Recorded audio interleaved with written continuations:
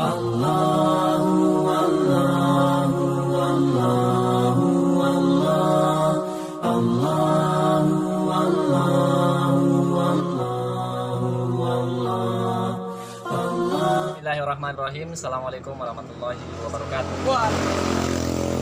Ya, kali ini Sobat Sapa, saya bersama narasumber, pembicara, saya sebagai moderator.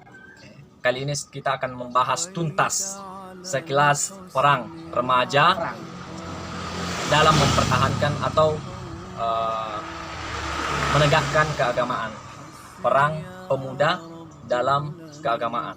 Oke, sebelum saya mempersilahkan pemateri kita, alangkah bagusnya kita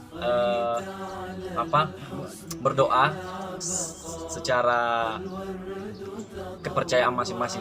Ya. Oke, doa selesai. Ya, saya persilahkan teman saya pemateri yang akan menuntaskan materi kita pada kesempatan kali ini, yaitu materinya adalah perang pemuda dalam keagamaan. Oke, saya persilahkan. Perang pemuda dalam keagamaan itu sangat penting bagi umat Islam. Karena kenapa? Karena pemuda adalah penerus bangsa, dan bangsa ini punya agama tersendiri, dan pemuda pun harus memperjuangkanlah agama.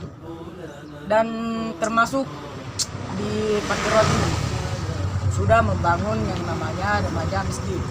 Ya, bisa dibilanglah sudah berjalan. Nah, kita harus memaksimalkan kesempatan ini. Ya, bisa dipertahankanlah sampai anak itu bukan. Perang penting dalam Islam itu terutama pemuda, karena pemuda itu punya jiwa yang tekun dalam suatu hal. Ya baik, saya serahkan kepada narasumber moderator untuk melanjutkan hal ini. Terima kasih. Selamat.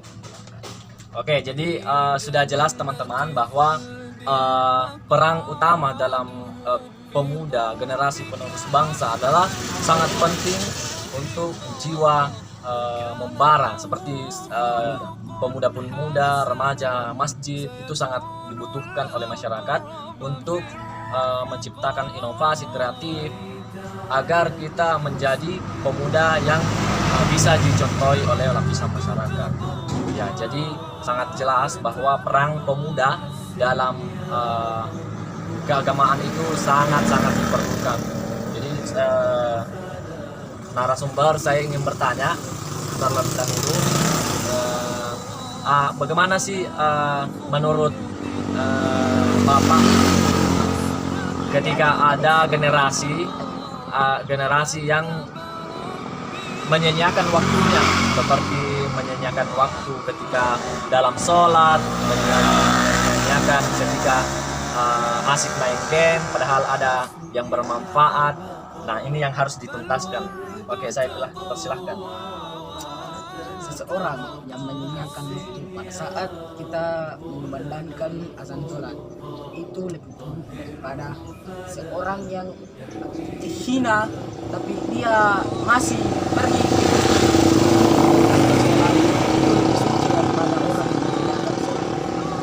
ya. Pertama, remaja sekarang kan sudah mempunyai yang namanya handphone yang di dalamnya punya inovasi yang sudah canggih.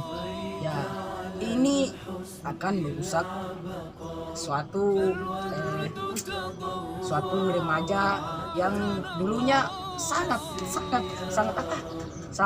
rajin, tapi adanya game ini maka bisa memastikan dia tidak mengingat waktu. Dia sudah tidak mengingat waktu. Dia sudah sibuk dengan dunianya sendiri. Kenapa saya bilang begitu? Karena dia tidak bisa meninggalkan gamenya. dan tidak mendengar azan maghrib, azan sholat, ya bisa dibilang lah zaman sekarang adalah zamannya orang rusak, orang yang sudah tenggelam dalam kegelapan, sudah dalam kegelapan lah, udah nggak ada cahaya lagi, boys. Jadi marilah kita bersama-sama manggil dan mengingatkan bukan para pemuda, semua orang untuk pergi ke masjid dan menunaikan sholat. Ya, cukup. Terima kasih.